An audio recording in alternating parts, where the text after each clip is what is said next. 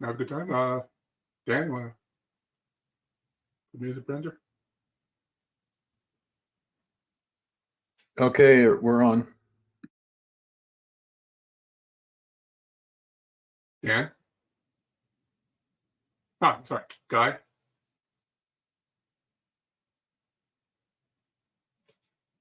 Hey, Guy. Hey, sorry. I was in the wrong window.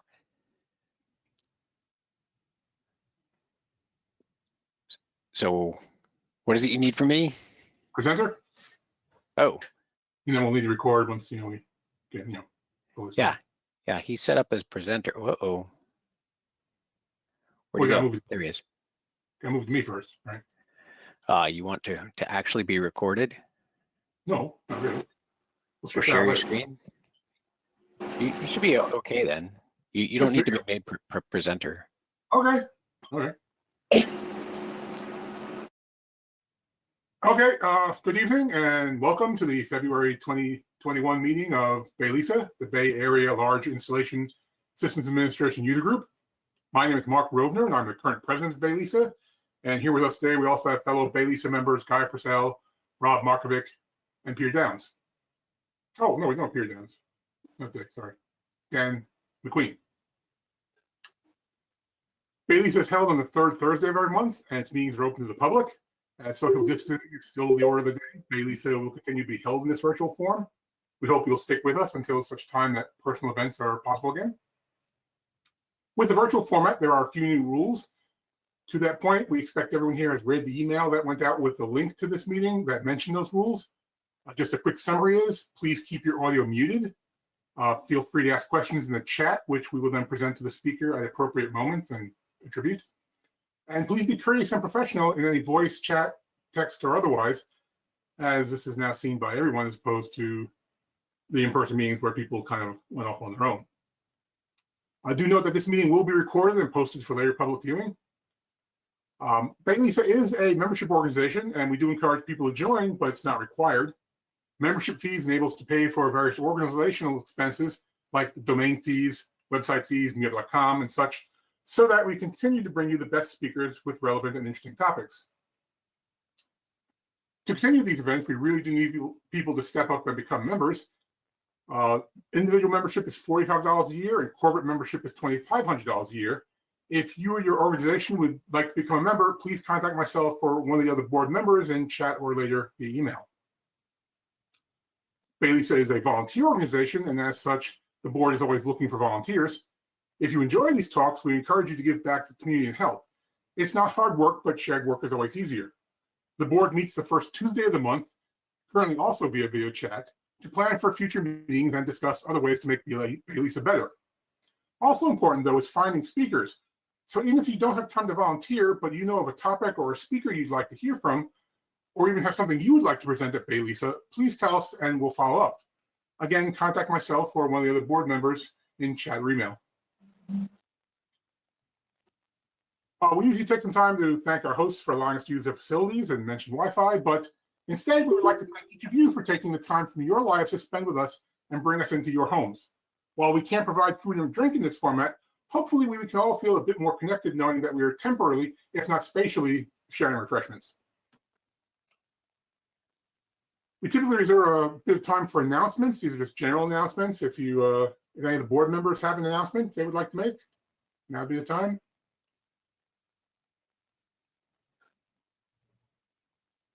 For once, I actually have none. Hey, look at that. Okay. We also usually reserve a bit of time for job announcements. If you are looking for a job or your company has a job they need to fill, BayLISA is a great place to announce that. Even in these crazy times, companies are still looking for people and the people are still looking for jobs. So if you have an announcement, mention it in the chat and we will unmute you to mention it. Anybody's interested?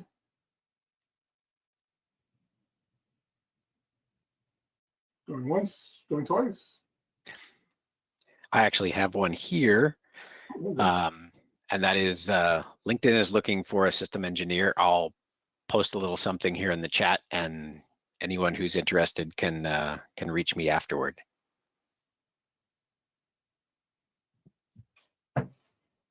So on job note, as I said, my name is Mark Rovner. I work for Apple, and my team is basically the back end of Siri, and we're looking for a cloud security engineer. Preferably, this would be a job based in Seattle, but for the right candidate, they open the position anywhere for them. If you are a cloud security expert and you're looking for a senior position, and it's a really good team that I work for. I'm not an Apple person myself. I'm a Linux guy, and I've been very happy here for like almost 5 years.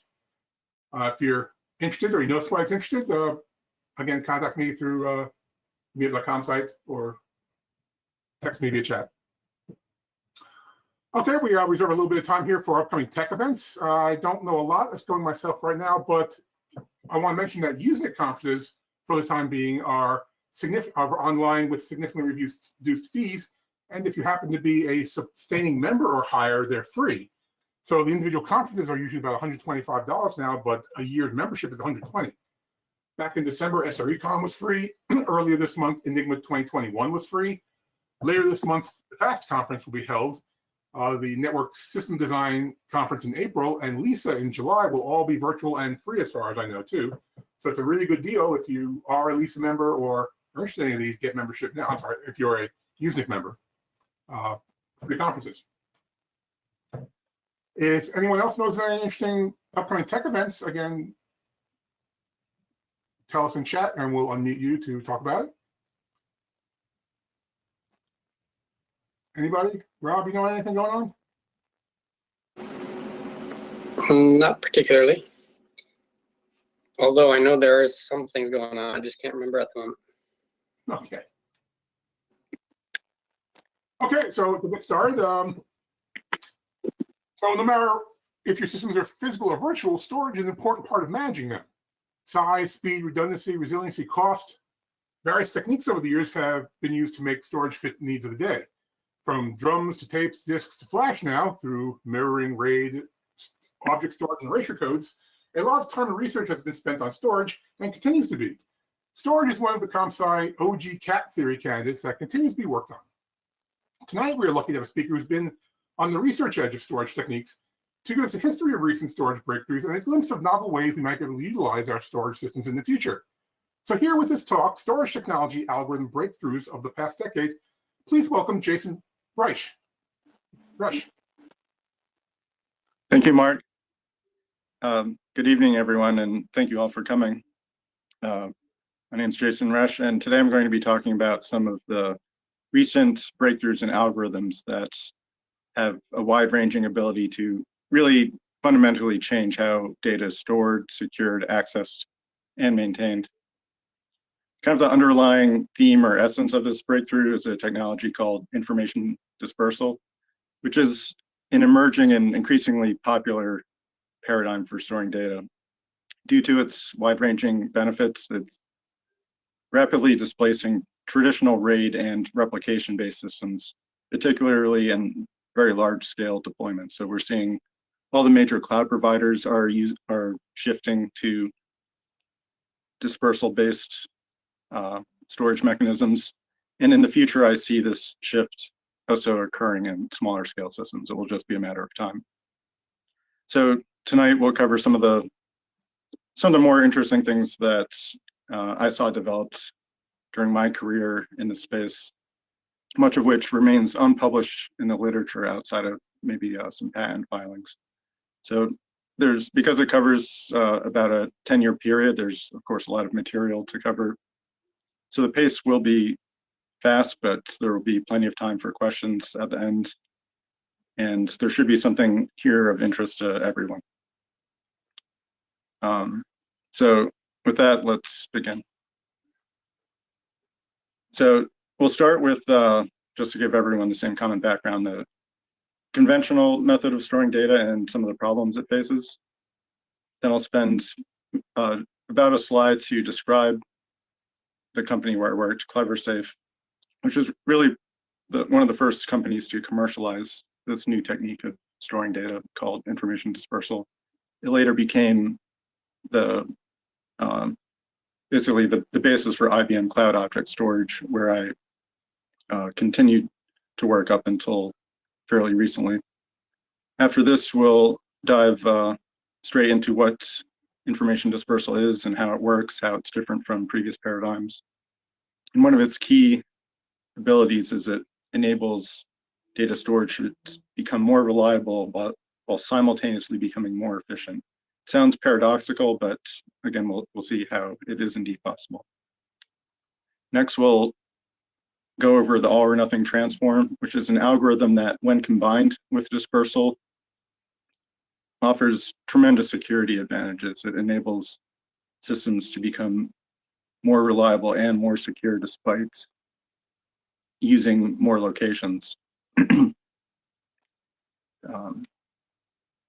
Next, once you achieve these much higher levels of reliability and security for the data, then every other dependent service, for example, authentication, becomes a weak link. So it wouldn't matter if you had a storage system that had, let's say, 15 nines of availability, if your authentication service only has 3 nines of availability. In that situation, in practice, you wouldn't have more than 3 nines of availability because your authentication service is now the weak link in the system. So when we achieve these very high levels of security and availability, it really made us rethink all the other dependent services, and can we apply the same technique of dispersal to these other services?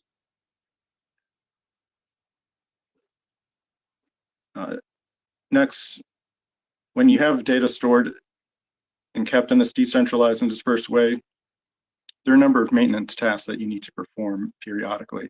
For example, when hard drives fail, you have to rebuild that data. When as blocks get corrupted or bits flipped, you want to periodically check data to look out for bit rot and make sure that the data is staying consistent.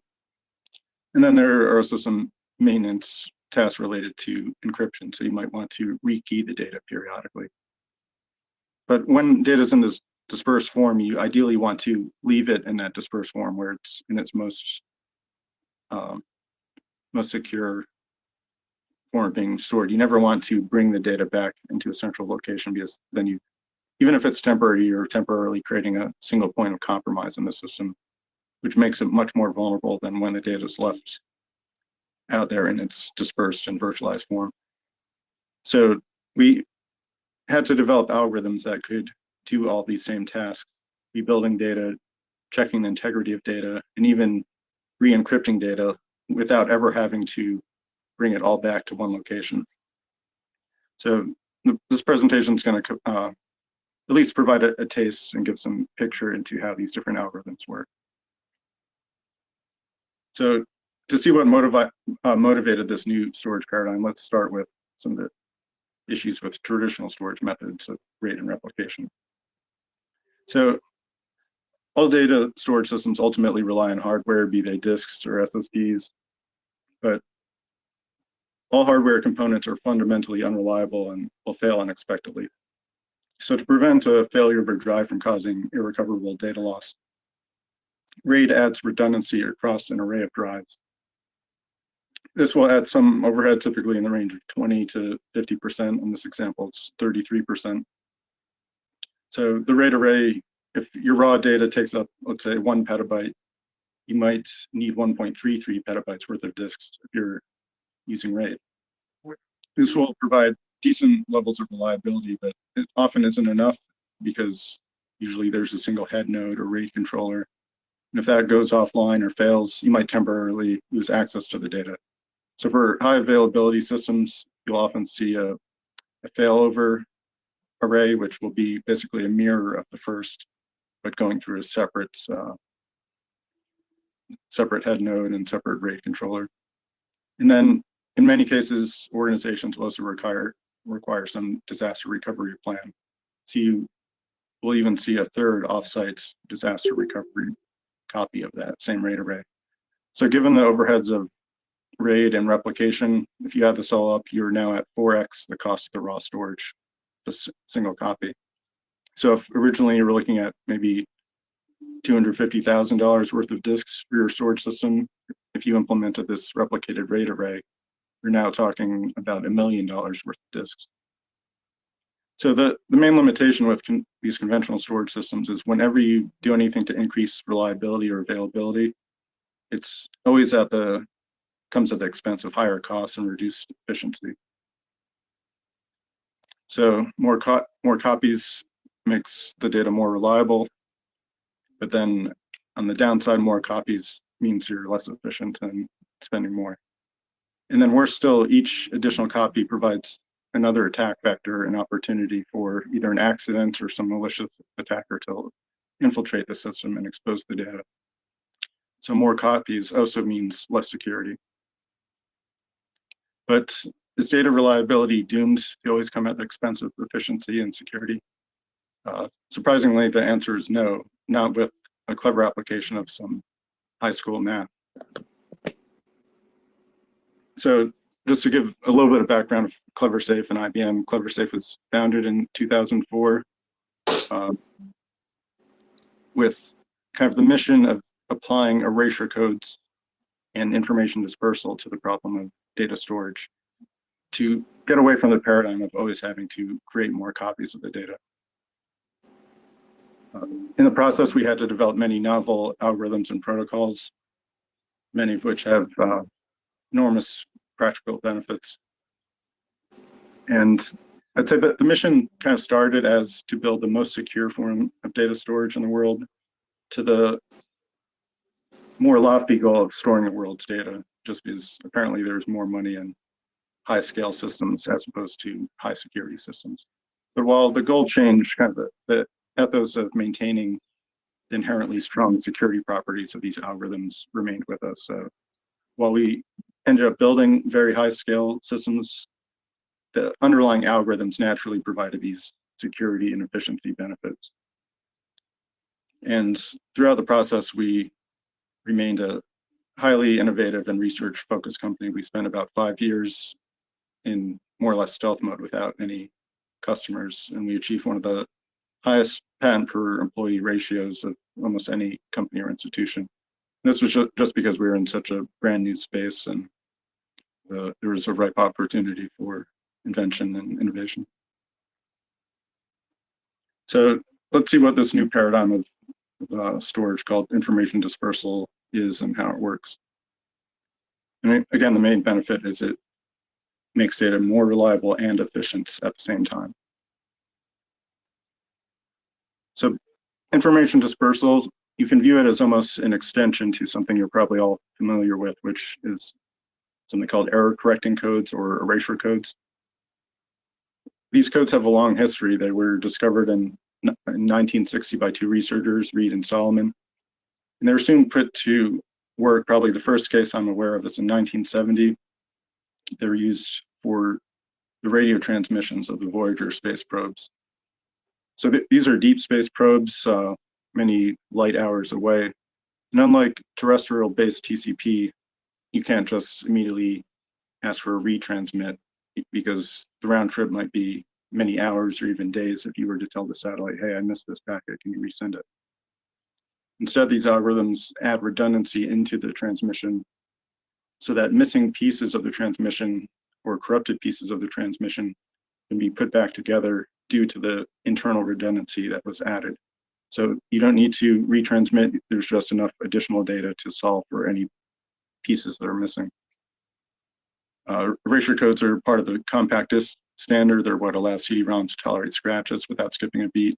They're what enable QR codes to be partially obscured with logos, for example, and it can still correct from that noise. Cellular phones and transmissions like LTE use erasure codes as well. And so erasure codes are useful whenever you have to reconstruct the original data from an incomplete or partially corrupted data set. This, of course, has great applicability to reliable data storage. And the way to think about the difference between erasure codes and dispersal like this. So information dispersal is the combination of an erasure code with a split and disperse operation. So you're using erasure codes, but you're purposely splitting that result out and keeping independent locations in different copies. this provides substantially greater reliability and availability. Think about it like this, it's easy to lose a single CD. So even though a CD has erasure codes, if you misplace it, well, that data is gone forever. But if instead you applied erasure codes across a set of CDs and you kept each CD in a different location, then you could be protected against all manner of calamities. So that's the essence of information dispersal. It's adding redundancy through erasure codes, splitting that package of data and redundancy, and then storing those pieces, which we call slices, in independent locations. So that's almost holographic. Yeah, there's actually a almost perfect mathematical analogy between solving for these equations and thinking of it as a higher dimensional set of intersecting planes. But that's kind of for another discussion, but it's a good point. So to view this visually, what I did to create the slide is I took a bitmap image of a tree. I put it through an erasure coding algorithm, which expanded the size of that data, adding 50% overhead. And then I reinterpreted that entire piece of data as again, as a bitmap image. So you see the redundancy looks like more or less noise. There are mathematical patterns in there, which you would be able to make out, except that it's a very high entropy image, so they aren't immediately visible to our eyes. But this is kind of the basic picture where you take some data you want to store reliably, you add erasure coding to it. And what this allows, so let's say the original image was 1 megabyte in size. After the erasure coding, it's now 1.5 megabytes in size. We can recover the entire image as long as any 1 megabyte of data survives in this erasure coded form. So in the larger form, it's say 1.5 megabytes. As long as less than 500 kilobytes of that gets lost, we can recover the entire thing. So now let's see how this would work with a split and disperse operation. And so that's the added redundancy. So we start with the erasure coded image, and then all we do is split it into, in this example, 15 equally sized pieces. Now, because we only need 1 megabyte worth, which would be 10 slices worth of this input, we call this a 10 of 15 encoding. So we have 15 pieces to store in different locations. Any 10 of those are sufficient to get back the original data. So again, there's the data, which is kind of, you can think of it as split from the original content, and then there are the coded slices, which are produced by the erasure code algorithm. So you can see right away why this can lead to highly reliable and highly efficient systems. So the total overhead we're paying here is just 50%. It's less than making just one additional copy. But now we can survive up to 5 data loss events. It's almost as if we made 6 copies of the data. If you're using a copy-based approach, if you want to survive 5 data loss events, you need at least 6 copies.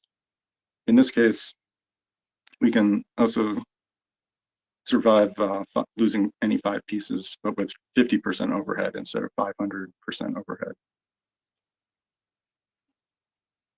So when you're making a system, you can see how, let's see what this would work in terms of practice. So here we have what will be a 10 of 16 operation. So we're going to compute 16 slices and then spread those across 16 different nodes at 4 different sites. So the input data goes into the information dispersal algorithm.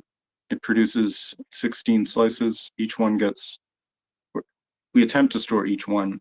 Some locations may be temporarily down, that's okay. We can rebuild them later. And then in the future, there may be additional failures. Nodes might be offline, sites might be down. As long as we can get any 10, in this case, we call 10 the threshold, we will have enough information to perfectly reassemble the original data. So this, you can see it gives us the advantages of disaster recovery, offsite replication, and high availability, but we don't need any overhead of RAID, and we don't need to create any backup copies. So in this case, the total overhead of the system is just 60% overhead. But we can now tolerate any 6 outages of nodes, drives, or we can lose a whole site plus 2 other nodes, and we'll still have a threshold available. So you're probably wondering at this point, how mathematically does this work? And I want you all to try to think back to an algebra class, perhaps it was in middle school or high school, where you might have been taught about solving systems of equations. Probably as likely as not, your brain completely forgot this lesson. You were probably thinking, when in life am I ever going to use this? But in this case, this idea was the basis of what really turned out to be a $1 billion idea. If you look at CleverSafe and its acquisition from IBM, it's actually more than $1 billion. And now it's really changing in industry. So information dispersal and erasure codes are really all based on systems of equations and solving them for them. So it's just basic high school linear algebra. You probably remember hearing, like, if you have a system of equations and you have, let's say, 5 unknowns, so long as you have at least 5 equations using those unknowns, you can solve for them and figure out what they were. So all erasure codes do is they treat your input data as the unknown variables into an equation. So in this case, we have 5 variables, A through E, and we use them. You can look at it as 2 ways. You can think of it as 9 equations that we put those variables through, and then we store those results. Another way to look at it is we create a graph based on a polynomial, and each of those points on the graph is kind of the result of one of those equations. They're both equivalent, and as I mentioned to Rob, you can also think about this as looking for a point of intersection in a higher dimensional space, like 2 lines intersecting to find a point, or 3 planes in a 3-dimensional space identify a point. So there are various equivalent mathematical descriptions of this process, but in the end, it's really just solving for unknowns. And in this case, the unknowns are your data. So we take your data. If we want to store your data in, let's say, 15 locations, we would come up with 15 equations. And then all we do is store the solutions to those equations. And when it comes time to recovering your data, as long as you have as many surviving equation solutions as there were unknowns, you can perfectly recover your data. So naturally, this has many advantages, and you may be wondering if dispersal was such an obviously better choice. Why did we bother with RAID or making copies? Why did it take until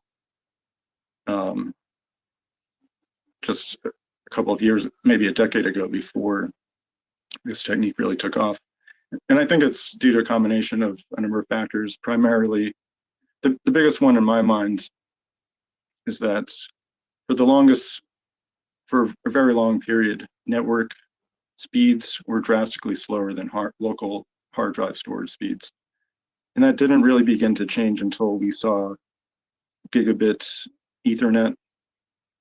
Around that time, network speeds began to eclipse speeds of hard drives. And the discrepancy has only been growing with now 10 gig and 100 gig Ethernet. The speeds at which you can store data over the network are vastly faster than what a single drive can process. So due to that, and then another thing that was helpful was hard drives were reaching a size where RAID 6 was no longer providing enough reliability for the petabyte scale systems. If you're managing RAID arrays and you have thousands of disks, you're still going to run into kind of maybe a double disk failure plus a bad block, and then you would have data loss. So this was a time where network speeds enabled dispersed storage, and the higher levels of redundancy were also starting to be required for these very large storage systems.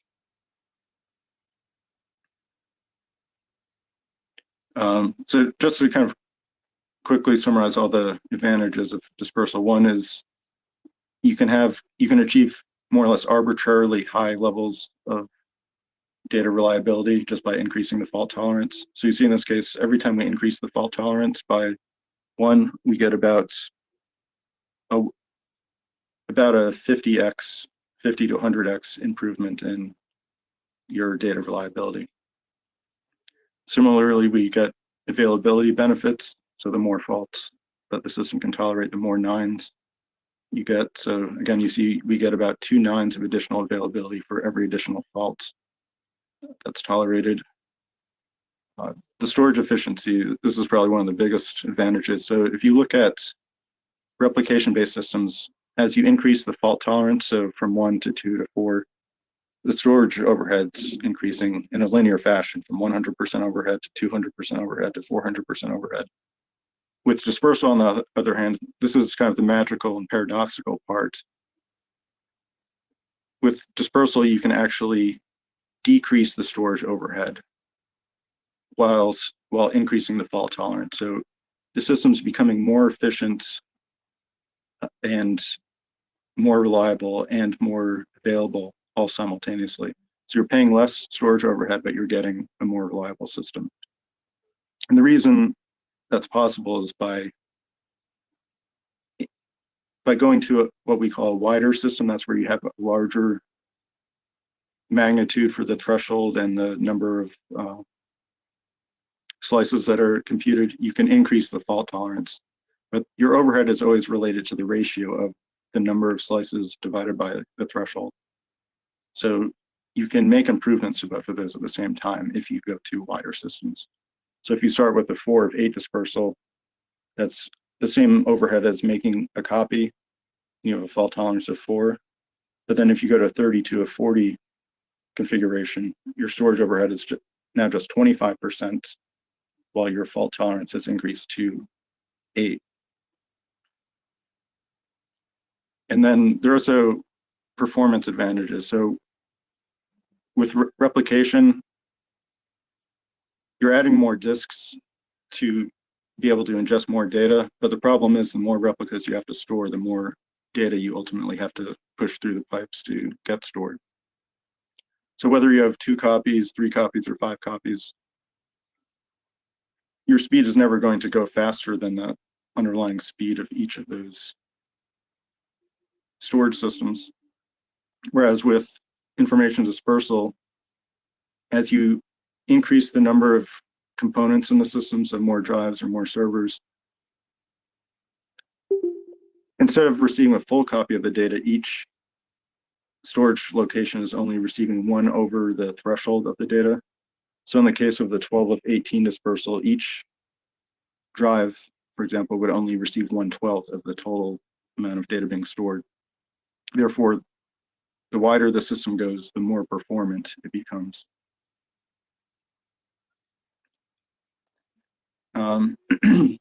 So with that overview,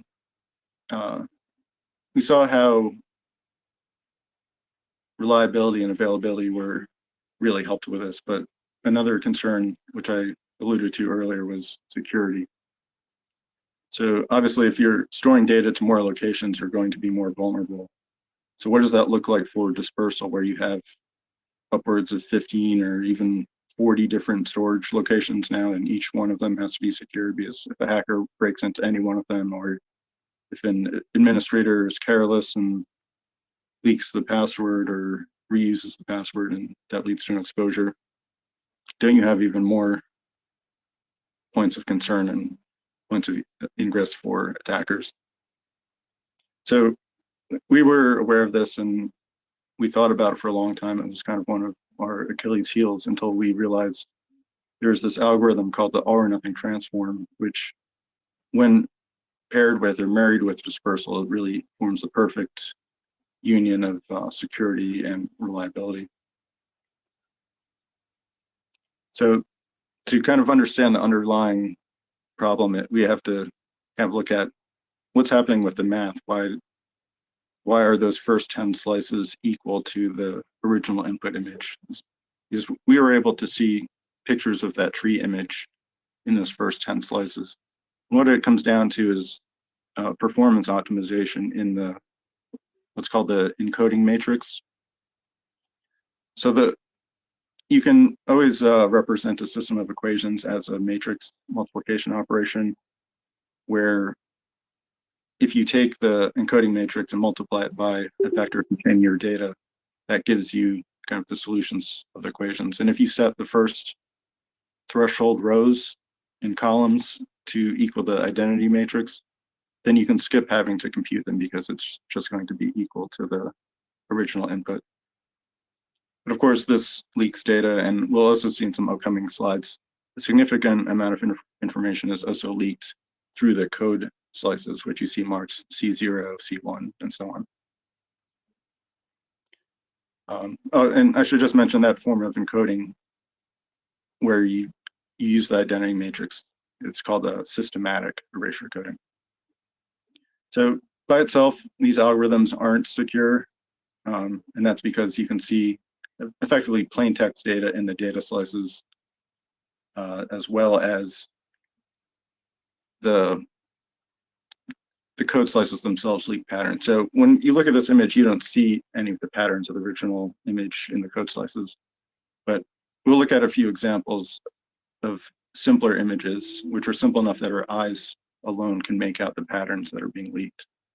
So I took a bitmap that was all black, which is represented as effectively all zeros.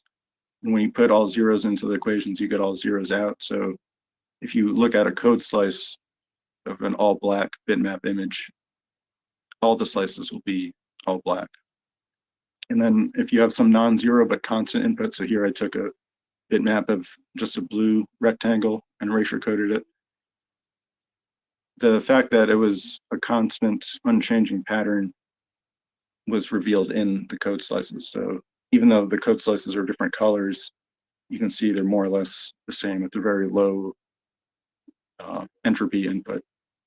And then there's some kind of non-trivial ways that patterns can be revealed. So here I took a smiley face picture and erasure coded it.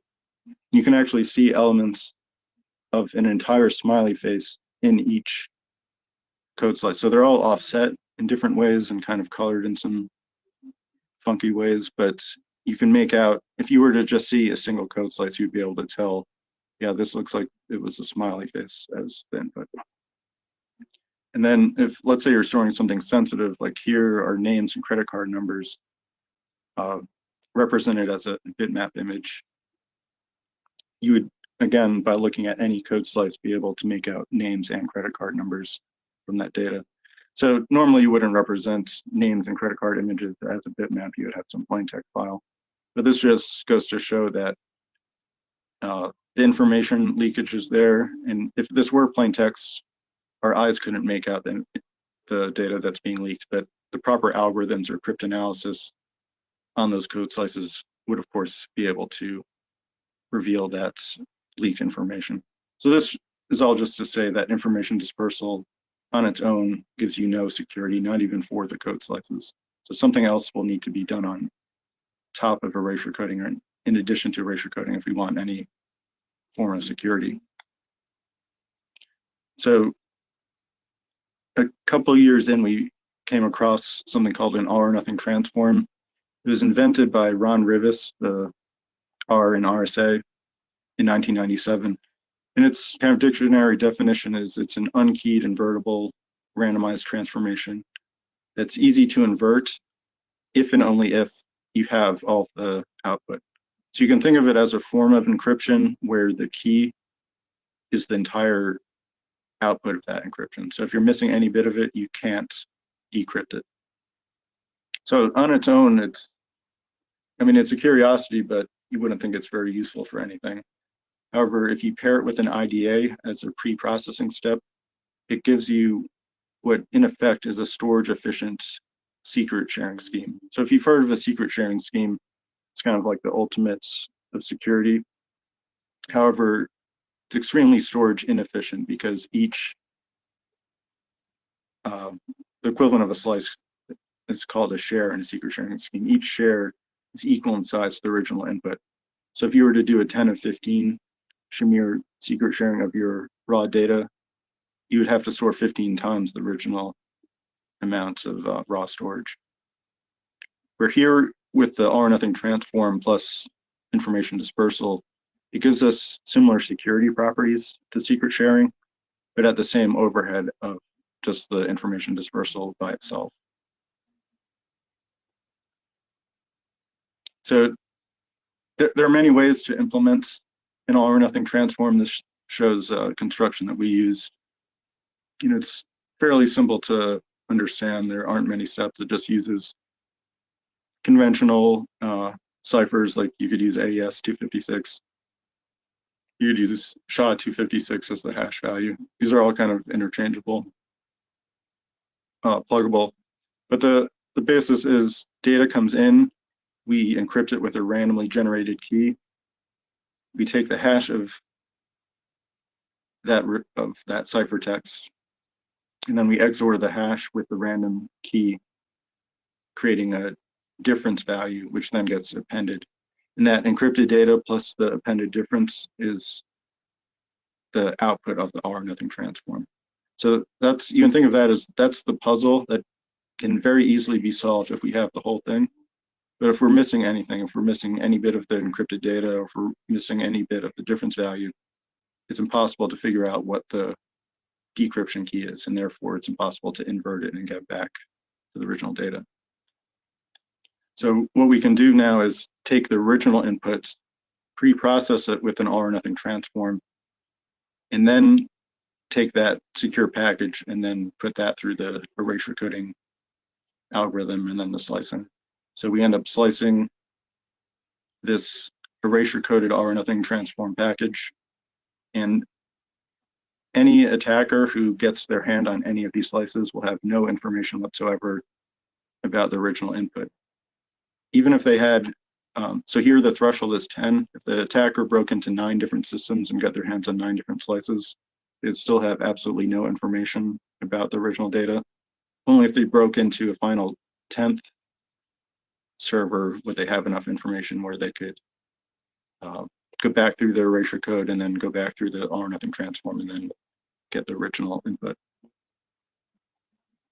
So just to kind of see how this compares to different paradigms, triple replication has a single point of compromise. If you break into any of those 3 replicas, you get the data, so it has 3 single points of compromise. However, it's reliable because it has no single points of failure for data loss, given that it's replicated. It has a storage overhead of 200%.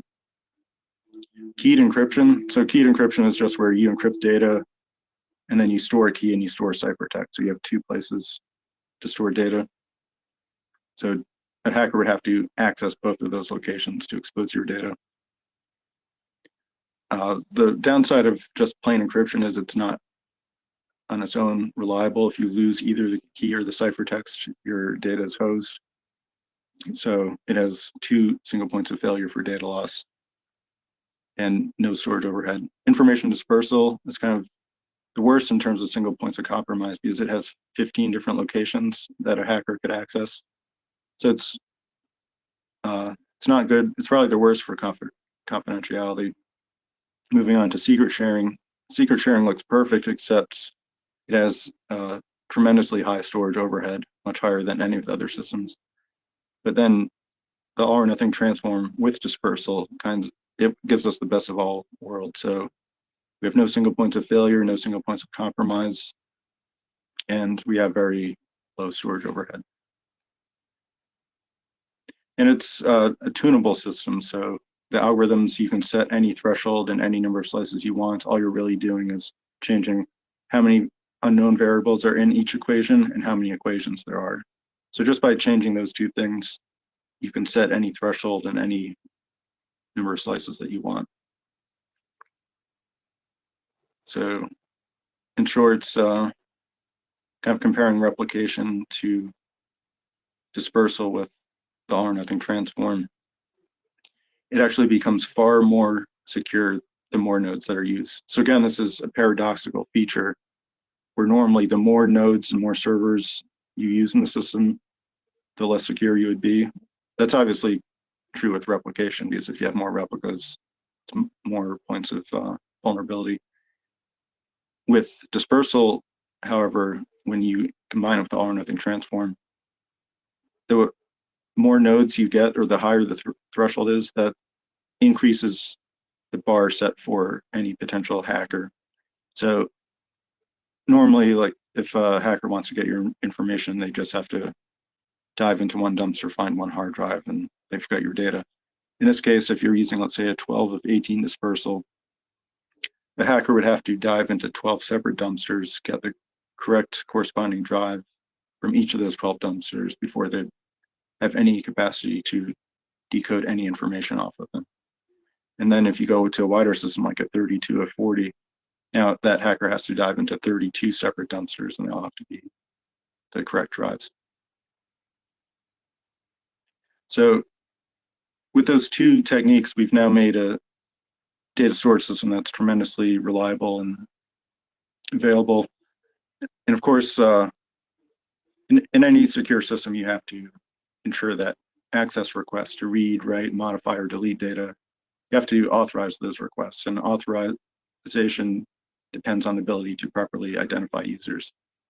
You have to identify, and the way you identify them is a process called authentication. So that could be a username, password, Active Directory, Kerberos, private keys, one-time passwords, or any other means. The main issue, however, is that if the authentication server is offline, then you can't authenticate anyone. And if you can't authenticate anyone, then no one can use the service. So it will lead to basically a denial of service if the authentication server is offline. And worse, if someone were to breach the authentication service and access usernames and passwords, for example, then again, that authentication service is now a single point of compromise in the system. So we really wanted to reimagine how would things work in a perfect world. Can we apply the advantages of dispersal to the authentication service itself and give it a same lack of central points of failure and lack of central points of compromise, and have an incredibly available and reliable system? And and moreover, to prevent the exposure of private user data, such as their credentials, even when the authentication servers are breached, so long as the number of breaches is below that threshold. And it turns out that this can be done using some cryptographic techniques, combining secret sharing and something called blind signatures. So let's see what this could enable in practice. So you probably heard of password managers. They're becoming more and more popular. 1Password, LastPassword, etc. The problem, well, I would say password managers are better than what most people do. It's still not great in that you have to put your full faith and trust in that password manager and the organization behind it. We've seen numerous cases where there have been breaches or exposures of these password managers. So what would a more ideal system look like if we could apply the techniques of dispersal to authentication? And here's just an example picture I drew where you could create like a, let's say, a 3 of 5 dispersed credential system where you pick 5 companies that you trust, let's say IBM, EFF, VeriSign, RSA, and Cloudflare. And none of these actually holds your credentials. They just store, you can think of it as a share or a slice of your credentials. And if a hacker were to breach them, or if one of those companies had an exposure, users wouldn't be impacted. Or if one of them were offline at the time, users would still be able to authenticate. So the way this would work is the user interacts with any threshold number of those services. So maybe VeriSign's offline or Cloudflare's offline, but the user's software can interact with servers at IBM, EFF, and RSA. That gives them enough information to reconstitute their credentials, which could be a list of passwords or public-private key pairs.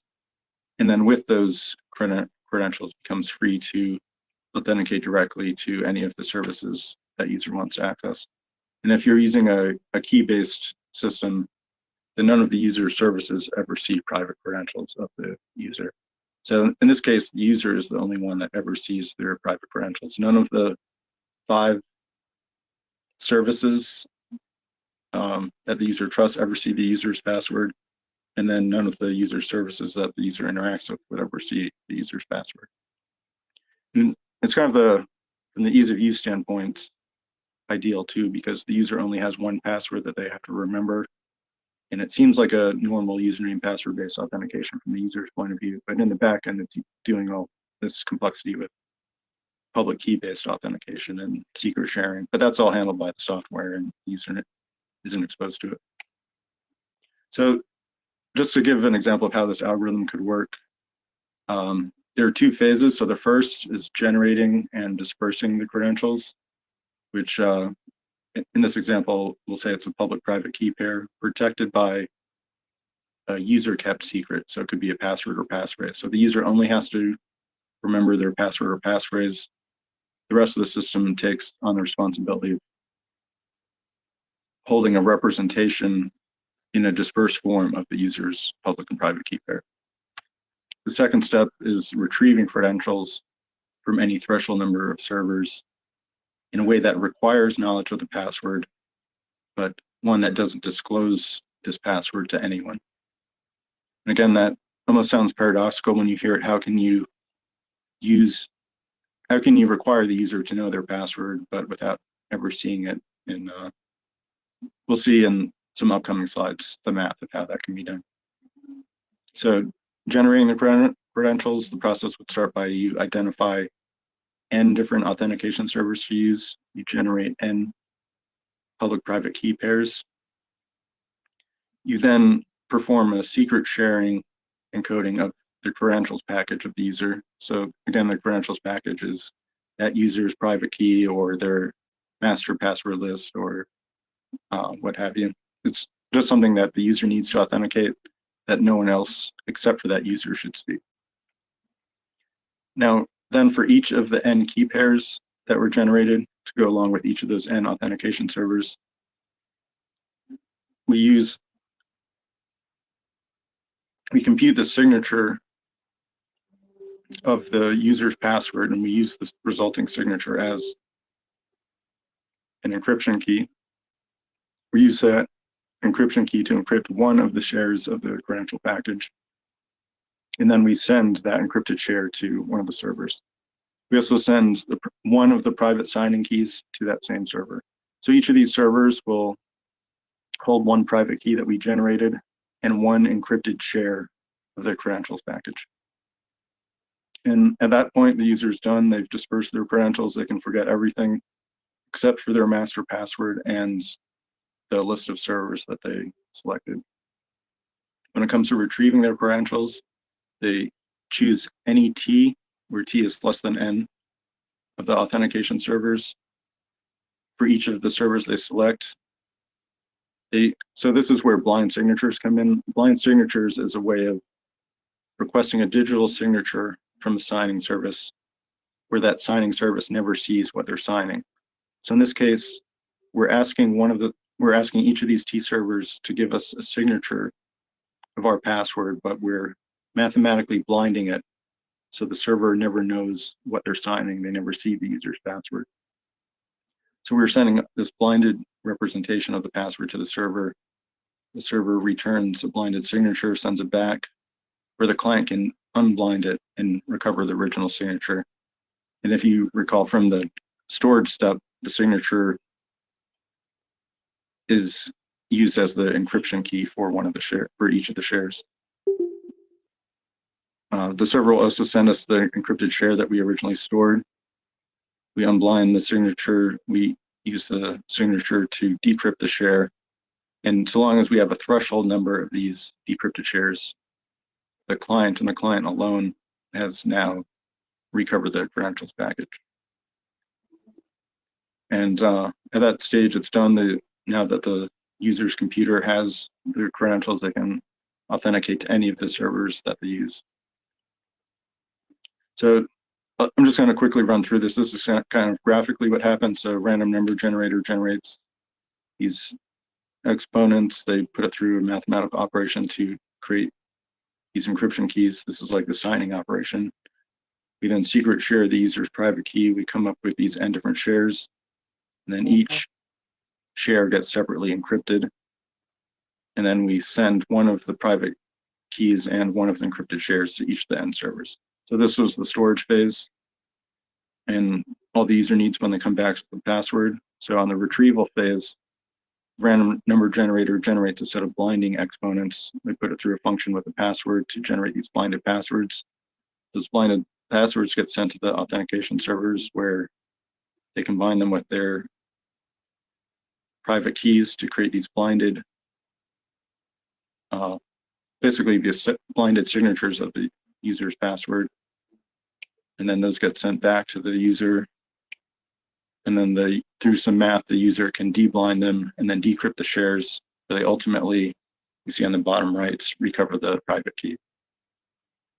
So it's a lot of math to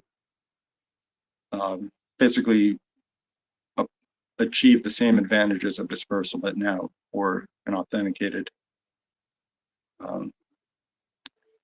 basically either a password retrieval or private key retrieval service. This goes into some of just how the math of the exponents works. I won't spend any time on it. But if we compare how this stacks up against different authentication systems, so compared to, so one approach is you have a separate account per site, the other is single sign-on, the other is password manager, another option is public key cryptography, and then the final one is this new paradigm of dispersed credentials. You can see the number of advantages for dispersed credentials is much higher than with any of the other mechanisms. It has, the user only needs one password, has no single points of failure, no single points of compromise. Unlike PKI, you don't need any special hardware. It's immune to offline attacks against the user's password up until a threshold number of servers are breached. It's immune to online interception. So if a hacker has broken into one of these authentication servers and a user authenticates against it, in a conventional like Active Directory or LDAP system, you'll see the user's password come into that server. In this case, the attacker sees nothing. They just see these blinded values which offer no information about the user's password. So with that, now this brings us into the various maintenance tasks that you need to perform on data. So to step back, what we've achieved so far is we have a highly reliable, highly efficient, and highly secure way of storing data. We have a highly secure and highly available way of authenticating into the system to access the data. But now there are some other problems. So what if the user is not around and a hard drive fails? Who do we trust to rebuild the data? Because normally a rebuild process requires, think about in RAID, if you have a RAID array and a disk fails, you have to read from all the other disks to recompute the missing data on that failed drive. And the similar process naively has to be done for information dispersal. You'd have to read from at least a threshold number of servers, you get the data all in one place, you reassemble the data, and then you recompute the missing slice. That creates a single point of vulnerability where if a hacker were to break into that rebuilder at the time it's recovering the user's data, it would be able to see the user's data. So we want to avoid at all points in the system, the only one we ever want to reassemble the data is the user itself. We want the rest of the system to function naturally on its own without ever having to reassemble the user's data. Because again, that creates a vulnerability that we'd rather avoid. So let's see how we can rebuild data without having to reassemble it, without accessing it and without bringing it all into one location. So we call this technique zero information gain rebuilding. It's a cryptographic protocol that enables us to rebuild a lost slice, but by bypassing the step of reassembling the original data. So we go straight from having the decentralized dispersed slices to rebuilding the slice, but we skip ever having to recover and restore the original data at any location. So the way decoding normally works is, we saw a couple of slides ago an encoding matrix that we use to compute the slices that were stored. When it comes to recovering the data, there's what we call a decoding matrix. It's basically an inverse of the encoding matrix. So matrices, if they're square and they have the right properties, you can invert them. And effectively, we invert the encoding matrix, multiply it by the surviving slices that we have for doing the decode, and that will give us the inputs.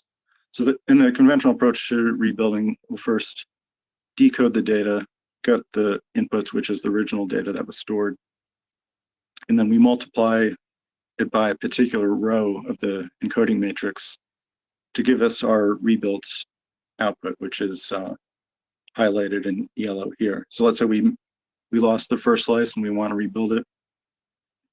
First, we read a threshold, in this case 5 slices. We multiply it by the decoding matrix, get the original inputs. Once we have the inputs, we multiply it by the encoding matrix to give us the rebuilt output. And then we'll send that rebuilt output back to the node that had the drive failure. So this kind of shows it all in one step. So if you take the decoding matrix, multiply it by the surviving slices, multiply it by the encoding vector, that gives us the original slices. With this new paradigm, however, we want to effectively decompose that multiplication operation, perform it at different stages in different steps, and then be able to recombine those kind of independently computed results, which will still give us the same answer, but in a way that completely skips the step of assembling it all in one location. And the advantage of this will be that there will be 0 information leakage. So again, this was the original decode operation, and it turns out that due to the properties of matrix multiplication, this operation can be split out into 5 different operations. So each of the servers only holds 1 slice. So if it fills in zeros, which are represented in white here, we can say one server holding this purple slice can take the decoding matrix, multiply it by the 1 slice it has, fill in zeros everywhere else. It will get what we call this partially decoded result. And each server can take its slice that it has and come up with a different partially decoded result. And it so happens that if you were to sum up those 5 partially decoded results, that gives you the original input. And that's just because matrices have this property where if you have this one vector that's equal to the sum of these other vectors, you can break out that multiplication operation and perform it separately. So whether you take the decoding matrix and multiply it by all the slices, or if you multiply the decoding matrix by these 5 separately computed operations and then sum up the results, you get back to the same place either way.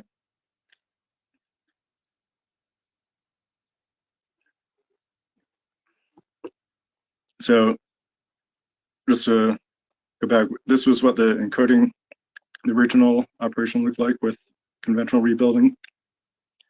This is what the operation looks like with partial rebuilding.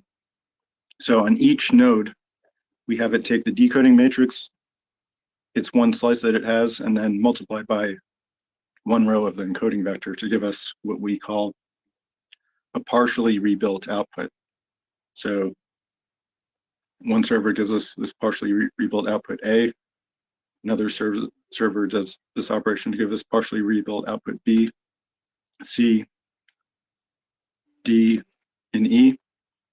And it turns out that if you were to add A, B, C, D, and E, you get the rebuilt slice. So we take this computation on each of the 5 servers that are participating in this rebuild. And now we want to, so let's say that this node on the bottom, the one in yellow, suffers a hard drive failure. It's now missing its slice. What we can do to enable this server to recover its slice is we first have every node participating in the rebuild come up with a shared key between each of those nodes. So between each of these dotted lines represents a key known only between those two nodes. And you can use conventional protocols like Diffie-Hellman to do this quite easily. And then once every node or every pair of nodes has a shared key, they compute their partial contribution to the rebuild. Then each of these 5 nodes will encrypt their partial with all of the keys that they have. And then they send those encrypted partials to that node that suffered the failure.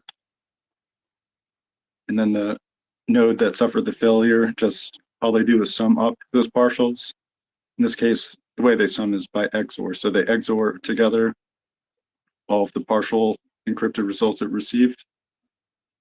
And once it adds them up, it has recovered its missing slice, and now it's healthy again. And the way this works mathematically is if you consider what each encrypted partial is, so we have P sub A, that's the partial contribution to the rebuild of A. We have partial sub B, partial sub C, partial sub D, and partial sub E. And each of those is encrypted by all the different keys. One thing you may notice is that because every key is used exactly twice, that's because every key is known by exactly 2 participants. Then it so happens that when you XOR these together, all of the keys cancel out, and the node is left with their rebuilt share. But no one else aside from this person who receives every partial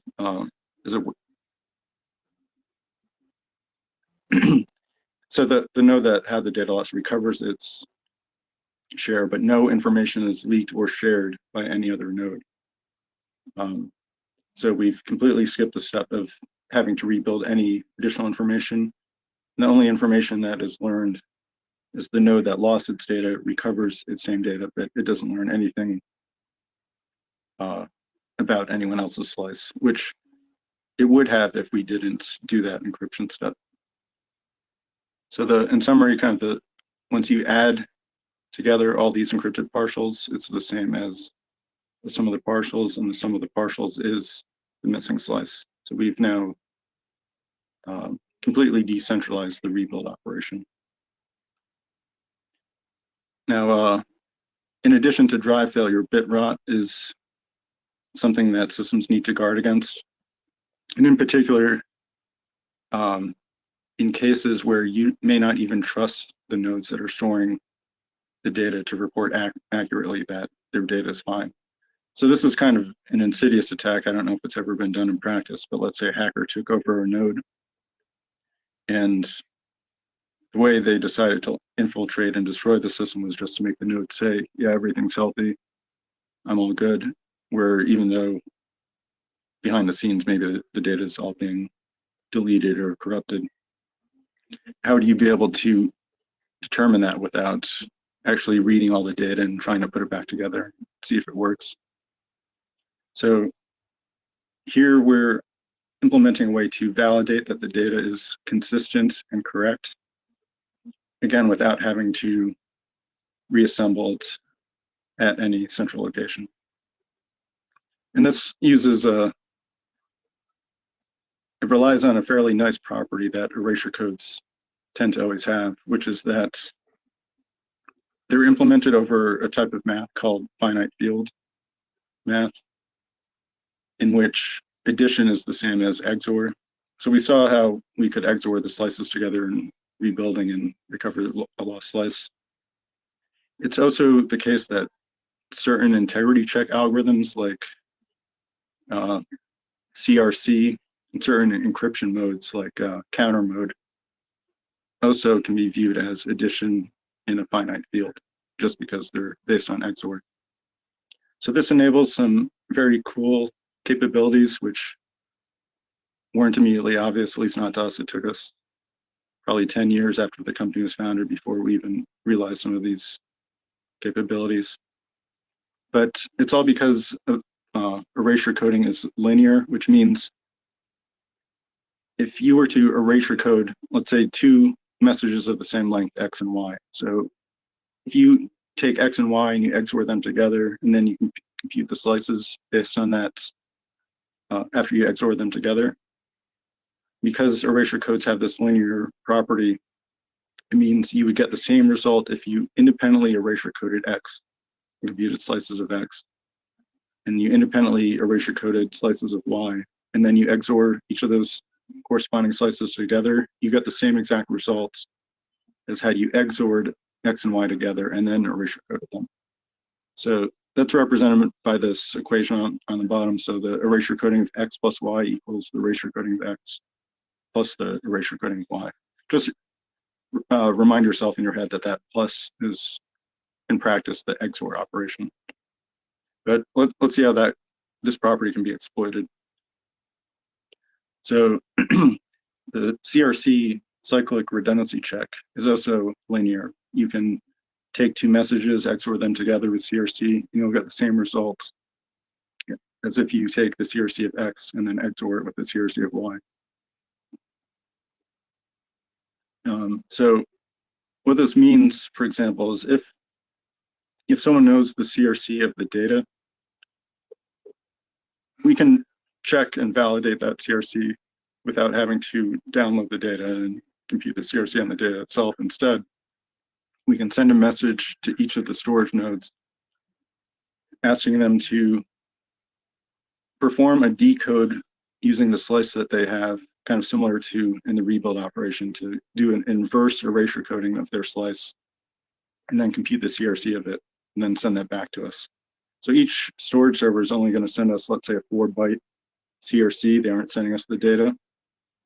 And we get that CRC from any threshold number of servers. And then we XOR those CRCs together. That should equal the CRC of the data itself. And we can pick various combinations of servers, and any combination should, of course, give us a consistent result, regardless of which set of the threshold number of servers we chose. So in this way, we can implement different tests of the servers. So instead of asking for a CRC of the whole slice, we could actually pick a random set of offsets within the slice. We can pick random sets of servers, and we can validate consistency that way. So unless the server actually has the data, it would be more or less impossible for them to pass one of these audit checks because they wouldn't know how to answer unless they actually held the slice in question. And you might think that's not very useful in a storage system that you manage. Like, why would the storage servers try to cheat you? But we'll see in kind of some future paradigms that I envision where storage is commoditized as a utility and you're buying from the lowest bidder. You want to be able to ensure that who's ever responsible for holding and safeguarding your data is actually meeting their end of the bargain. So you could use a protocol like this to interrogate them and ensure, yes, they still have the data, and you don't have to waste the bandwidth of actually downloading the data. So here's just, in practice, the way CRC is generally implemented, there's this caveat where you also have to XOR with the CRC of a string of all zeros. So here's just a little bit of Python code to show that indeed this is the case. You don't have to make any modifications to CRC. This is just a vanilla CRC library, part of zlib. And you can see that I'm computing 2 CRCs. One is I XOR foo and bar together, and then I compute the CRC of that. And the other is I compute the CRC of foo, and I compute the CRC of bar, and then I XOR those 2 together. Let's see what the result is. So when I run this program, you see I got the exact same result, even though I computed these CRCs independently of each other. And it's because of this property of CRC and the fact that that the slices are all, or the partials of the slices are all linear and they all sum up to the same thing, that we can use this operation. And now one final thing. So when you're storing encrypted data, or even maybe you store data in plain text originally, and then you decide later, hey, I wish I had encrypted that when I stored it. But I don't want to have to download it, re-encrypt it, and then restore it, because that's going to take a ton of time and a ton of bandwidth that I don't want to pay for. It turns out we can, again, use this linearity property to enable storage nodes directly to either encrypt previously unencrypted slices or to rekey slices that they hold, again, without ever having to reassemble the data. So think of it like this, the rekey operation, I got a little bit ahead of myself. So the reason the CRCs work is just because the sum of the partials equals the original input. The sum of the CRCs of the partials equal the CRC, the input. So as for rekeying data, let's say you encrypted, and it may have even been petabytes worth of data using one particular key. And then down the line, maybe people leave your organization and they had access to that key, so you don't trust that key anymore. You want to re-encrypt, again, what may be petabytes worth of data that's already dispersed out to the cloud. We can use this linearity property to enable the storage nodes themselves to figure out how to update their slices independently of talking to any of the other nodes. So this works for stream ciphers and block ciphers operating in certain modes of encryption. So block ciphers have various modes like counter mode, output feedback mode, cipher feedback mode, or GCM. In all of these ciphers, the way they work is the cipher is used to generate a stream of random bits called the key stream, and then the encryption is accomplished just by XORing that key stream with the plain text. So because it's an XOR, we can view the encryption as basically just an addition in a finite field, where the ciphertext is the key stream plus the plain text. And because erasure coding is linear, it also follows that the erasure coding of the ciphertext equals, so you could separately erasure code the key stream and separately erasure code the plain text. And if you take those corresponding slices and XOR them together, you get the same result as had you just erasure coded the encrypted data directly. So this property allows us to encrypt, decrypt, or rekey slices.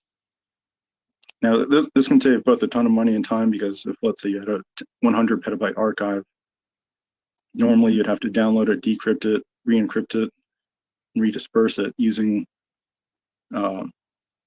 at a minimum 200 petabytes of network traffic. If you take into account any storage overhead and the erasure coding itself, it's going to be more than 200 petabytes.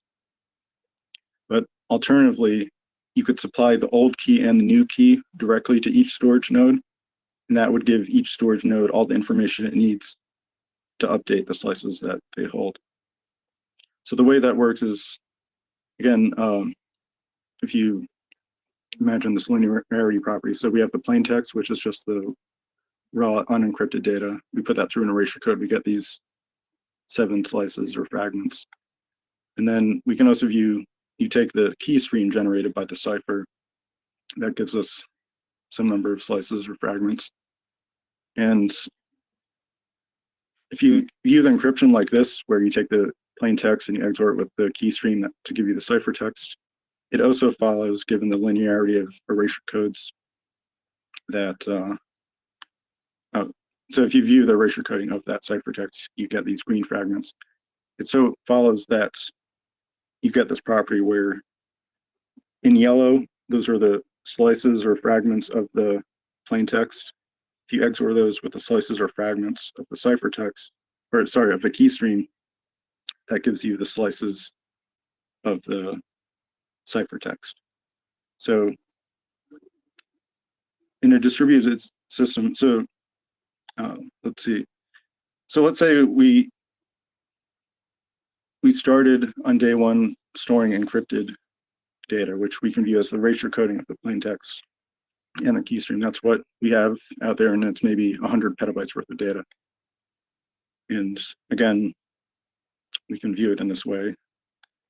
But what we want to store is the erasure coding of data encrypted under a separate key. So you see in the green, that's key stream 1. So let's say key stream 1 is the key stream generated by key 1. And then in orange, we have key stream 2. So that's the key stream generated by key 2. So what we want to do is we have data that's been encrypted with key 1. We want it to now be represented as having been encrypted by key 2. So how can we do this, taking full advantage of these linearity properties? So again, what in orange is really, it's the same data, but encrypted under a different key. How can we get from what's in green to what's in orange without having to decode the data or decrypt it or re-encrypt it? And it's quite simple. All we have to do is take the old key, key 1, generate key stream 1, take the new key, key 2, and generate key stream 2. We XOR those together, put it through an erasure code, and that gives us what we see in purple. When we take what's in purple and XOR that with what we have stored, that will get us to a slice that's now encrypted under key 2. So we went from having a slice encrypted under key 1 to now a slice that's encrypted under key 2. But we did this on a single storage node entirely independently of all the other storage nodes. We never had to reassemble the data. We never had to create a central point of compromise. And without using any bandwidth aside from the bandwidth of communicating what the new key was to the storage nodes. So what's next? I'd say these algorithms and technologies, I hope, one day will not only be deployed within a storage system or service, but will form meta layers across systems and services. So for example, to have one's data dispersed across multiple independent cloud providers. For example, you might have some slices in Amazon, some in Google, some in Microsoft, etc.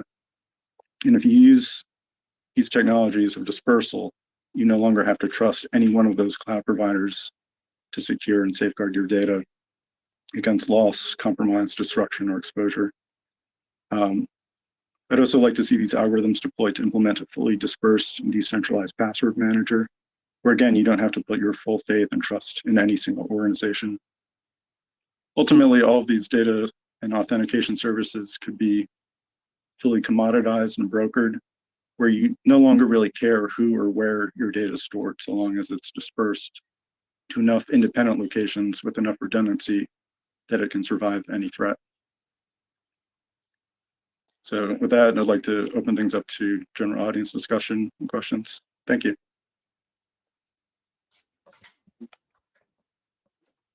Thank you. That was so awesome. Looks like we have a question. Sure. What's the question? So Joshua is asking that you showed that the throughput of data storage in bytes per second increases with dispersal. What's the minimum size of a stripe that you expect to usefully encode and write as a unit for, say, 10 of 15 scheme? So the units, in terms of how CleverSafe designed things in the 10 of 15, our unit was in storage nodes. So you have 15 separate storage nodes and the dispersal was done across them. Now, of course, you could have a single storage node that basically just does this as RAID across disks within that node. That will give you reliability advantages, but it won't give you the same availability advantages of dispersing across nodes. Now, towards the end of my career, I worked on a feature that kind of broke that strict requirement of having to have a separate node for each of those 15 pieces. And instead, for example, you could have 5 nodes, and each of those 5 nodes would hold, let's say, 3 slices worth of information. And then you wouldn't need 15 nodes, you would just need 5. But again, you'd have to get any 10 slices out of those 5 nodes. So you could tolerate 1 node outage plus 2 disk outages. And you get kind of a hybrid result. So you don't get the full availability of having completely independent nodes, but you get similar reliability advantages. And that is kind of the one limitation, is the minimum system size with this approach is bigger than kind of a, let's say, a small organization or a home deployment. It's not easy. You wouldn't want to have to buy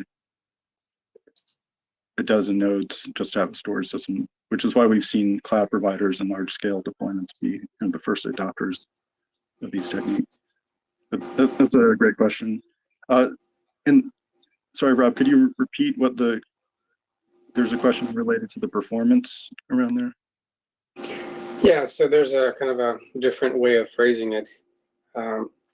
Why does the rate of I/O of operations scale up as well? So the reason the I/O scales is because the size of the slice compared to the original data is 1 over the recovery threshold. So in the case where the recovery threshold is 10, each drive only would receive 1/10 of the data. If you expand that, if you expand the recovery threshold to 20, each drive receives 1/20th of the data. So to store, let's say, a 1 gigabyte file, that would, across 20 of these nodes, each would only receive 50 megabytes. So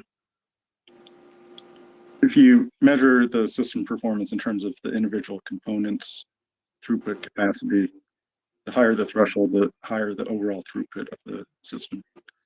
Now there is a performance concern around operations per second. So if you're seek limited, this is more of an issue for hard drives than SSDs. But for seek limited use cases, performance actually decreases as the threshold gets higher, because you have the same total number of seeks regardless of the size of the slice. So the higher the threshold, the more disks you're having to touch and the more total seeks for each read. All right, so here comes the next part of the question, maybe sort of optimization within the disk. So the question was, are schemes like this suitable for block storage where 4 kilobyte objects, in quotes, needs to be independently replaceable? Or is this only really applicable to object storage systems with much larger objects? It's a almost perfect question, because we faced that same dilemma when we first started. What would be the correct paradigm to pursue? And actually our first incarnations of the system were entirely block-based. So we would ingest 4K blocks. They would be dispersed, or through the dispersal algorithm, they might come out to be, let's say, 500 bytes or some smaller size. And performance was more or less pretty good, because file systems are already optimized to read and write more or less sequentially. And operations on this, we would represent the interface as an iSCSI device. So you would mount it as a hard drive, you would format it with the file system. And it all worked quite well. The problem we faced, and the reason we didn't continue pursuing it, is due to the inherent scalability limitations of block-based interfaces, because in general, you need to have a single head node responsible for processing all the I/O queries. It has to be managed by a single file system typically. And when we started, file systems were limited to, I think, 16 terabytes, which was quite small compared to the markets that we were targeting. So while block-based interfaces do work, we didn't continue pursuing them, not because they wouldn't work, but because our goals as an organization were to target these petabyte scale systems, which petabyte scale systems didn't work well for block-based interfaces, because you would go back to having storage silos. You would need hundreds of these 16 terabyte block devices to realize those petabytes of storage. Right, not only that, when you have applications using block-based access methods talking to an object store, they don't talk in the correct kind of ways. They ask for way too many small pieces, right? and they don't know how to talk to object storage the way it should be talked to for best efficiency. So you get these issues in retrieval. Cloud doesn't map well to block because clouds typically are many writers, many readers, and blocks are almost always single writer, possibly multiple readers. And they just aren't, supporting both simultaneously isn't easy, and if not impossible. So for a while we did support both, but they were always independent entities. You couldn't access what was on the block device through a cloud interface. You would have to choose, do I want to access this block device, or do I want to access this bucket? And you'd use HTTP REST calls to access the bucket, and you'd use iSCSI to access the block device, but there's no translation inherent between those interfaces. Right, and as we've learned, when you scale these storage systems to petabytes and exabytes, you do want to keep your kind of unit larger than these small blocks hard drives use. And so that makes things much more efficient in various different ways. Mm-hmm. Yeah, that's a great question. Let's see, we have another question or comment from Guy. He says, for the secure password list storage, you're at the mercy of the market. For example, IBM could buy RSA and VeriSign to achieve all the pieces necessary to decrypt your password list. One would have to be vigilant to keep tabs on exactly who owns the various parties.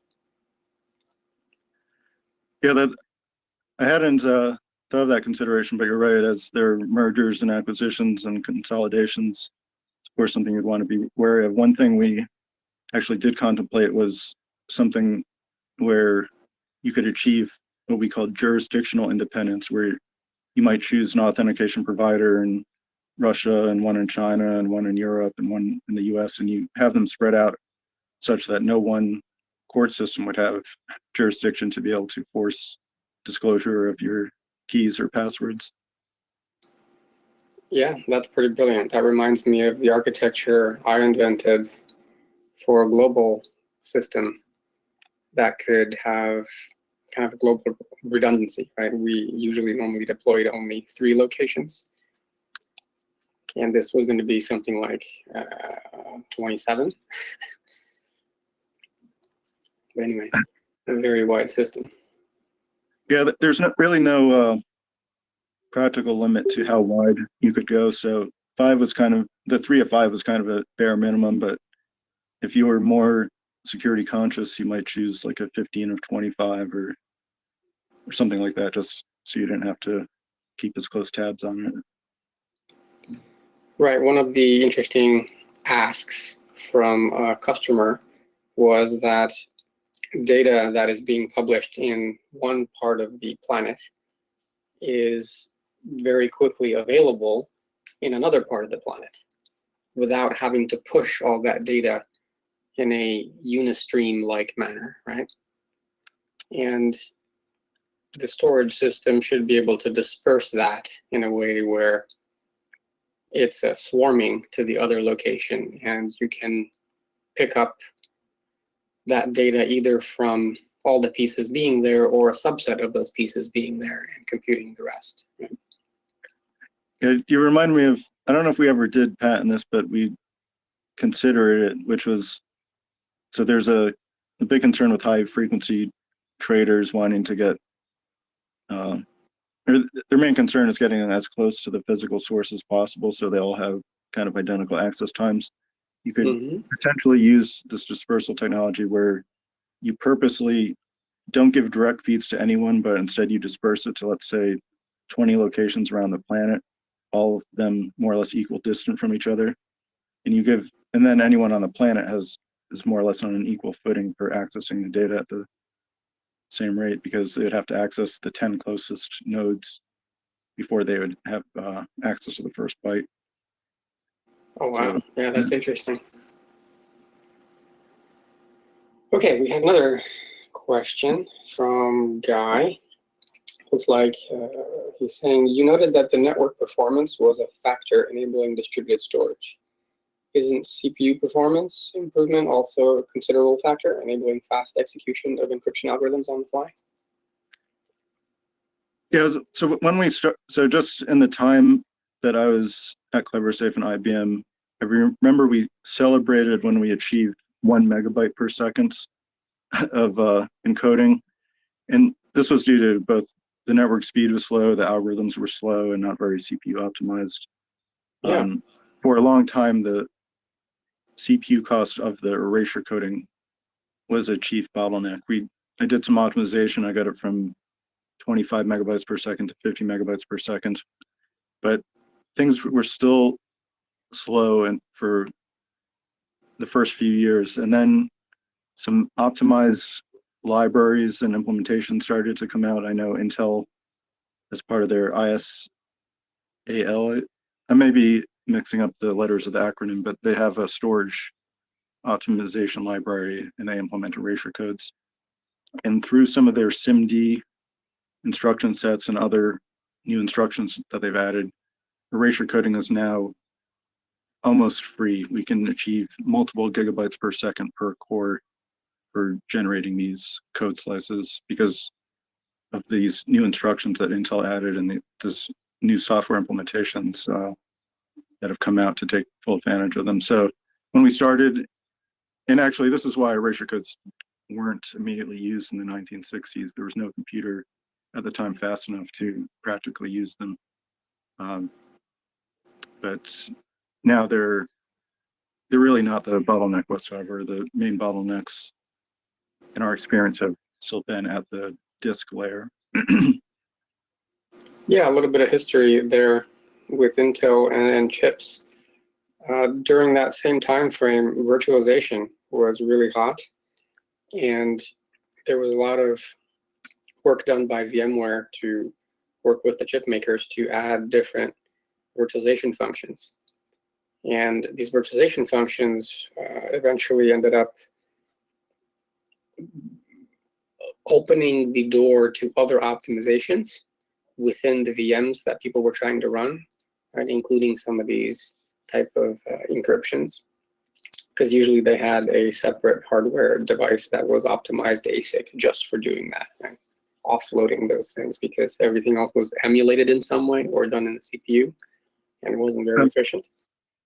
You made me realize I forgot to answer another component of that question, which was related to the encryption. So that was another thing. So encryption is, of course, a necessary part of that secure slice operation, or the all or nothing transform operation. When I started, there was no AS-NI, the AS new instruction set by Intel. Things were very slow once AS-NI came out. Encryption became, again, almost free, but we still had to deal with the hash functions, which were like the SHA-256, which once you make encryption almost free, now all your performance is kind of bottlenecked on this hash calculation. What we ended up doing was modifying that algorithm slightly to work for ASGCM and in a way that we could still have an all or nothing transform, but without requiring a hash function. When we put that in the entire secure slice operation, we could perform at multiple gigabytes per second. Nice. So you adapted to the newly available CPU instructions. Yeah, the new instruction and then the new modes of encryption. Yeah, that's very cool. I remember when we were deploying some of these things, the hardware choices that people could use for the different sort of front-end machines, right? That would be taking the requests, and then the back-end storage machines that would be holding the data. The front-end ones were fairly CPU heavy, with bigger CPUs and things like that. Storage nodes didn't need as much. Mm-hmm. Yeah, in the end, at least one of the projects I was involved with was putting together the right optimizations in the software in order to saturate a 10 gigabit Ethernet network. So I'm not sure where they stand now, if they've moved on to 100 gig Ethernet, but we were able to more or less keep pace with the evolving network hardware. We were able to implement the right software optimizations to keep pace with it. Yeah, that's crazy, amazing. One of the interesting things that I remember learning about is thinking about storage in different ways. And you kind of covered it in pieces, but as we move from gigabytes to terabytes to petabytes to exabytes, right, we have to think about data in different ways. So I'm wondering if you can kind of contrast for everybody what that's like.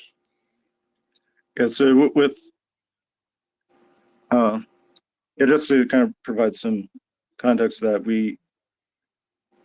if you remember around the first few years when we started, we launched this project called Petabyte Excellence to be able to build a system that could hold a petabyte of data.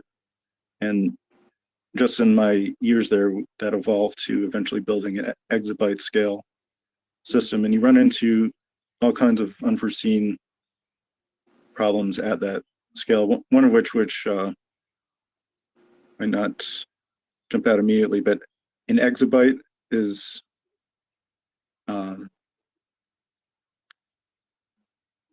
basically you're at the point. So to represent an exabyte in terms of the number of bytes, you're basically exhausting a 64-bit signed long integer. So in our management interface, someone had to go in and change all the representations in the database and in the code. Instead of using long integers to represent the size of the system, we had to switch that to use big integers just because we'd reached a scale that exhausted 64-bit integers. That's pretty crazy.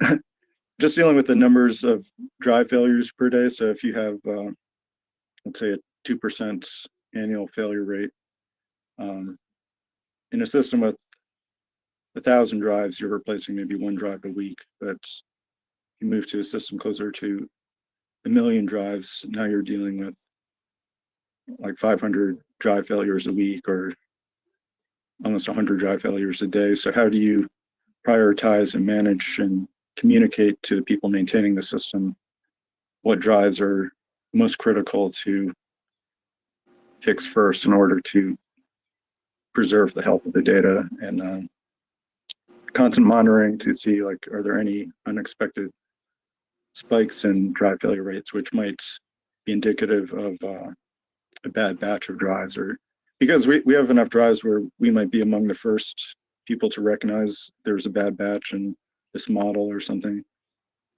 So paying attention to all those statistics at that scale becomes increasingly important. Yeah, that's crazy stuff to think about. I was always impressed by some of the earlier storage technologies I was familiar with, from EMC. Some of the larger storage arrays, those things were the backbone of all the large enterprises, and that's where they kept all their data very safe. And then there was this kind of limit. You hit petabyte or maybe 2, and then you can't really keep up anymore. It's just part of that architecture. And this was the only architecture that really allowed people to scale way further. Okay, let's get back to some questions. We have Warner. Warner is asking, since you are slicing things out to multiple servers, is there any way to use the new offload functions in newer 100 gig and 400 gig NIC cards? Just to refresh my understanding, the offload capabilities, that offloading the TCP, like the packetization? Yeah, so usually some of these NICs are like mini servers. They have some ASICs built in to offload certain functions, and they're crypto offload functions usually that implement things like TLS. So I do foresee, so just based on my understanding of the bottlenecks as they existed, the cryptography cost of TLS, if you aren't using ASGCM, starts to manifest pretty quickly. So I don't have any direct experience with the 100 or 100 gigabit or higher cards, but I would say those are likely to become necessary at that scale unless you have CPUs with tons of cores in them in order to handle the TLS streams. Now, in general, that's something that is parallelized quite well, assuming you have multiple clients connected simultaneously so they each have their separate TLS stream. One feature we did experiment with was, we called it multi-path. We know that's kind of an abuse or overloading of the term, but having clients establish multiple concurrent TCP and TLS connections just to take advantage of some natural parallelization you can get in that way, because normally a TLS stream can only be processed sequentially by a single CPU. You can't really, if you have one TLS stream, you can't split the work out to different CPUs. So by opening multiple connections to each node, you can kind of take advantage of the additional CPUs in that way. Yeah, that's interesting. I suppose one interesting sub-question here is that can you offload that within the storage context, right? Because usually everything is done in the CPUs. And so we're offloading this to the NIC, and the NIC is doing some of this heavier lifting, but it has to do it in a way that's inclusive of the storage aspect, right? So has there been any work done to kind of externalize that aspect? So as far as the storage operations themselves, like the erasure coding and the splitting, I don't know that there's any capacity to offload those functions to NICs. We did for a while look at offloading them or running them against GPUs, but we didn't see any strong advantages there compared to doing it in CPUs. It added a lot of latency. But there may be cases in the future where either ASICs or GPUs or some other type of offloading will be necessary to keep pace with the evolving network speeds. Okay. Well, Warner also comments that his day job needs to use these types of offload NICs because they run out of memory bandwidth in the servers because of the number of times the data has to go over the memory bus to get it transmitted. Yeah, we did experience memory bus limitations with the amount of times data was copied as it went through our stack. So I think the first time we did an analysis, we found data was copied no fewer than 7 times as it made its way through our encoding stack. And we took numerous steps to minimize the number of copies, try to allocate all the memory we need up front in one big chunk, and then manipulate it in place without having to modify it or copy it. And there were a few cases where we just couldn't get around doing a copy, but that was an important consideration. We did try to minimize it. And those concerns become even stronger if you're operating in anything like a NUMA architecture where copying between different CPUs is extra expensive. Yep. Those were the best we could do. Derek comments that recent AMD and very recent Intel CPUs have added SHA-1 and SHA-256 acceleration instructions as well. So that's good news. Yeah, I remember that I was monitoring that around the end of my time there. So I was there from 2005 until 2019, and I was reading up on the SHA accelerations, but as far as I was able to tell, it was maybe a 2 to 3 times improvement, which is good, of course, but still wouldn't quite get us to where we needed. So ASGCM, for example, on a single core, I think I saw it get around 3 gigabytes per second, where SHA-256, I think on that same CPU is maybe 100 or 150 megabytes per second. So even if we tripled that, it would still be a small fraction of what the other algorithms are capable of. So, right. At that point, you have to choose at a very different architectural level of the crypto algorithms themselves. and how Yep. they execute in that particular scenario, right? Mhm. And we did have some problems where various gateways or load balancers didn't support ASGCM, so the load balancers became the bottleneck. So these Oh, new wow. algorithms are really required at these 10 gigabit and up network speeds. Well, those were some awesome questions, and thank you for awesome answers, Jason. If there's any other questions, feel free to chime in. Otherwise, we'll begin to wrap up. Jason is on the East Coast, so it's looking like bedtime for him almost. I appreciate all of you spending some time and for these great questions and your attention. Hopefully everyone learned something useful or interesting. Yeah, this was such an awesome reminder of what we did back then. And it's still amazing because, you know, we don't have it widely deployed everywhere yet. Have you heard of any other cloud companies taking this technology and doing something other than what IBM did with their cloud object storage?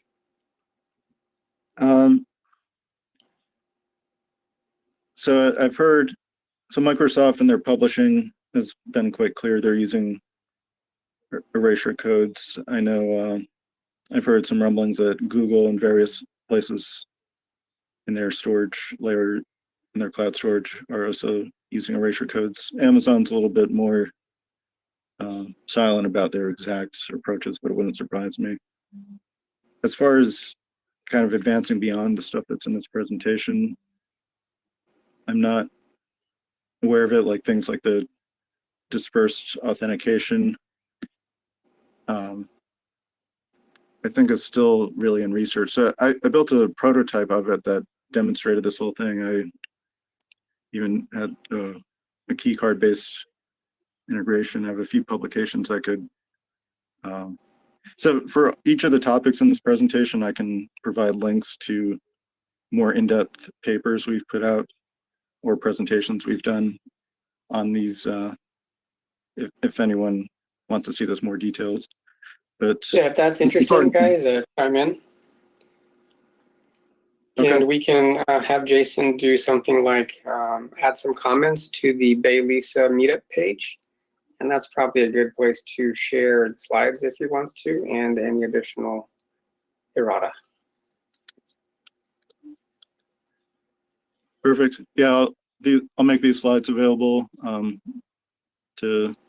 put them on that page, and then I'll add links to the various presentations on each of these topics. Great, thank you so much. One thing that came to mind as we were kind of discussing the last few points about clouds, they may be looking into this, just using erasure codes in general in a wider way than RAID, right? But the implementations can be very different or unique. And if you can comment a bit about what you know, how AWS works versus how, not AWS, but the S3 storage system, right? Versus the IBM one, and maybe some of the others that you've come across, that would be an interesting contrast. So the main architectural difference I've seen between CleverSafe and IBM's approach and others is that we started kind of from day one where erasure coding was a first-class citizen. All the data stored in our system was erasure coded as it came in. What I've seen for most implementations like Hadoop or Microsoft or some of these other storage systems, they all added erasure coding more or less as an afterthought after they began with a replication-based system. And that led to a very different design paradigm where the way they operate is data will come in and it will be replicated and it won't be very storage efficient. And then later a background process will come and select some number of replicas of different pieces of data and then generate erasure codes across those pieces of data store those, and then once those erasure coding pieces are stored, go back and delete the extraneous replicas. And that leads to a storage system with, it seems like you get to the same place either way, but it's actually, that approach leads to a storage system with very different properties. And the reason is, you don't get the inherent parallelization of throughput across the disks. So whenever you read the data, you're only reading it from one node and from one disk, because that data was never dispersed in its original form. It's been, erasure coding pieces have been encoded based on it and stored elsewhere, but that data still is on the same disk it landed when it came in as one of the replicas. And that's good from an IOP perspective, it's bad from a throughput perspective, and then it's really bad in case of an outage. So if that node that you go to read the data happens to be offline, you have to do what I call an on-the-fly rebuild, which is going to cost you a threshold times more bandwidth to read that data than you would if that node were online, because you have to read not only that one block that you're interested in, but you have to read enough other blocks plus the erasure coding in order to reassemble that block. So reads become very expensive in the case of outages, and this is what led Microsoft to develop what they call LRC, or local reconstruction codes, which were all meant to minimize how much bandwidth you have to waste in the case of an outage, which would have been avoidable if, for example, they dispersed the data as it came in, because we don't pay any, if there are outages, whether there are outages or not, if you disperse data as it comes in, the amount of data you read is always the same, whether the node is online or offline. Right, You never right. have to do a fly rebuild.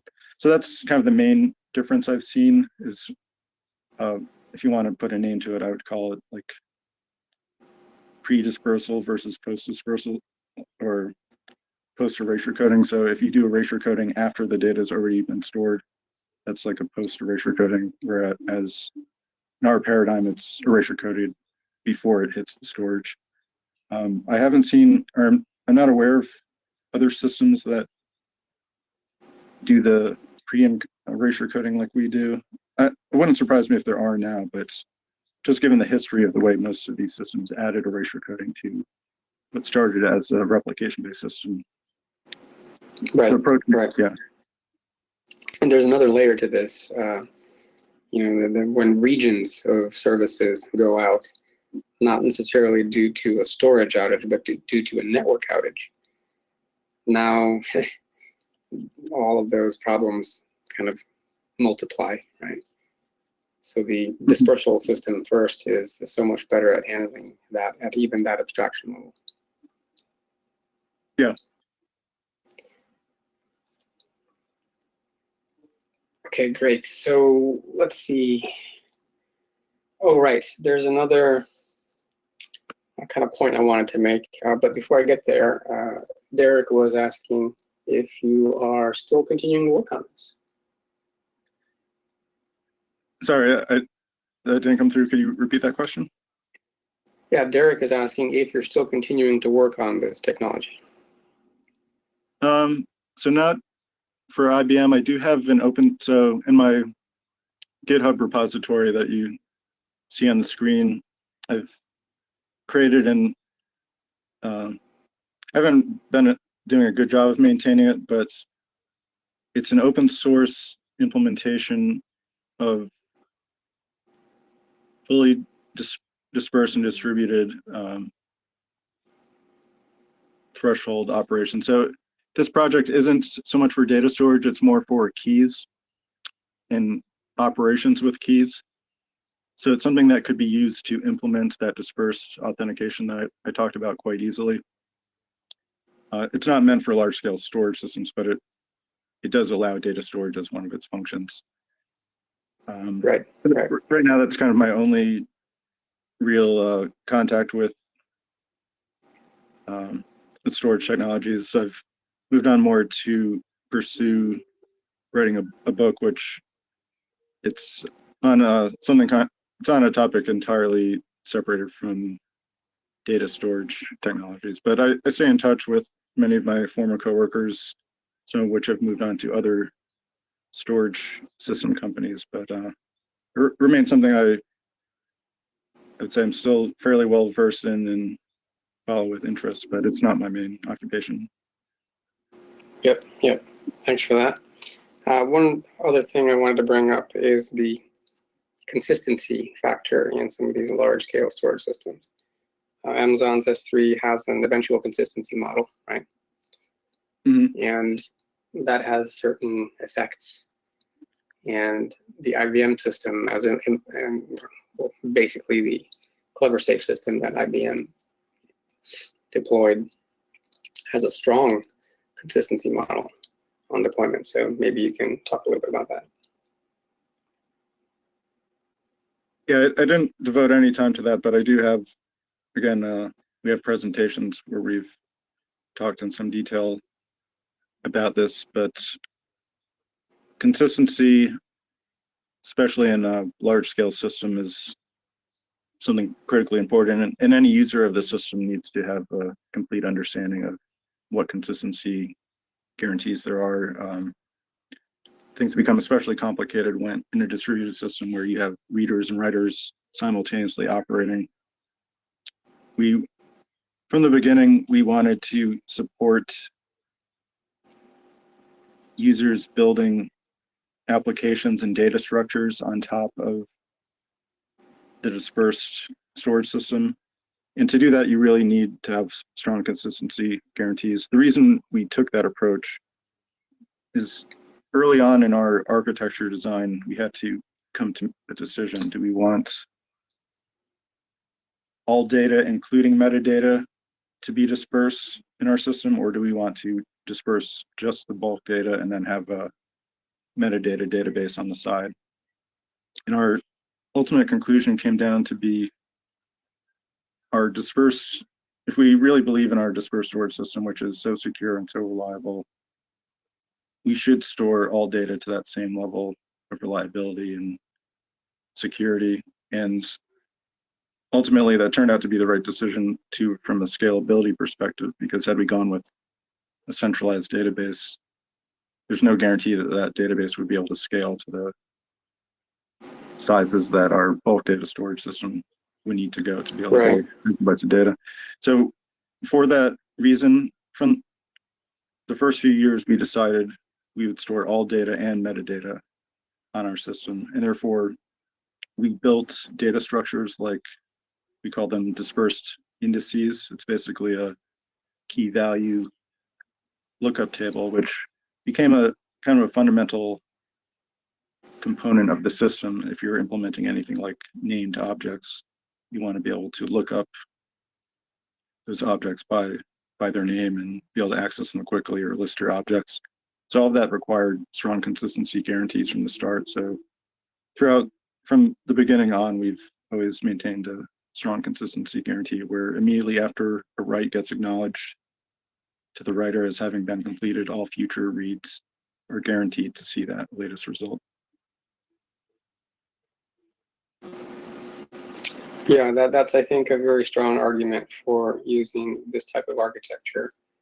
And in the IoT space, that seems to be very, very interesting, since you have potentially a multitude of sensors, writing small bits, and you need them to be in the right order and strongly consistent without overwriting each other. And so that was a fascinating.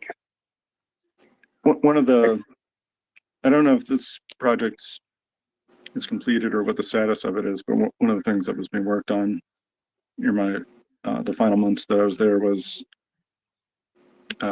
actually putting higher level transaction support into the protocol. So a client could atomically commit to be written a series of independently written objects and have them all kind of made visible and available simultaneously, which would support kind of more advanced databases and things being built on top of the object storage.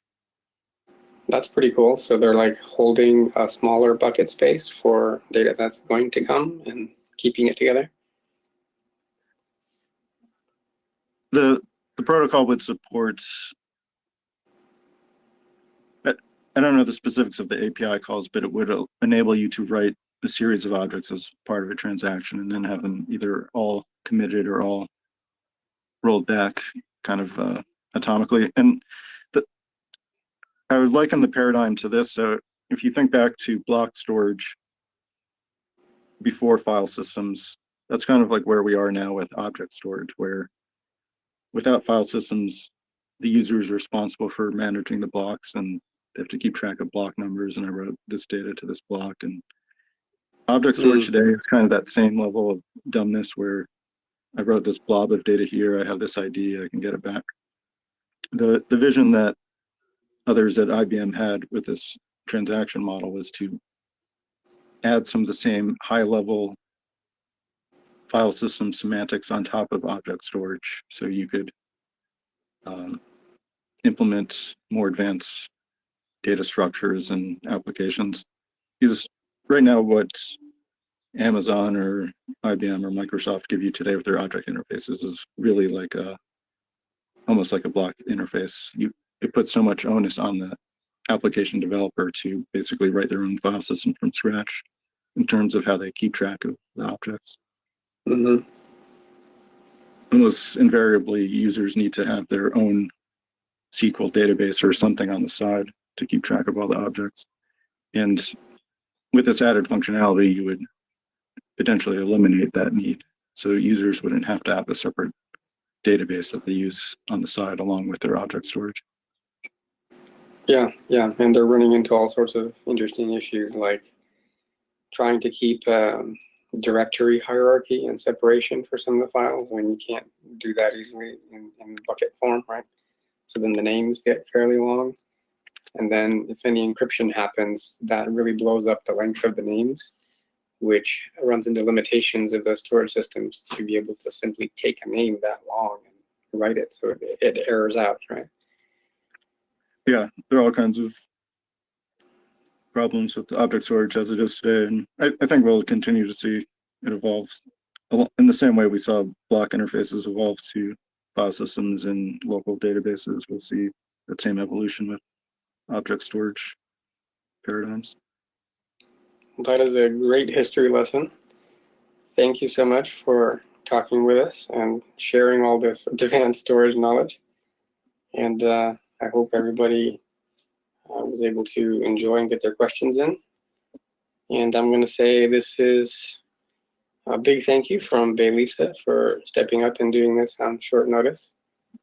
And we hope to follow you for further advancements that you have, which are, I think, several startups in a box, just looking at some of these technologies. So good luck and keep innovating. Thank you. Thanks for having me. Thank you. Have a good night. Good night. Take care, everyone. That wraps it up for BayLISA, and we'll see you next month. Bye-bye. Yeah, thanks everyone.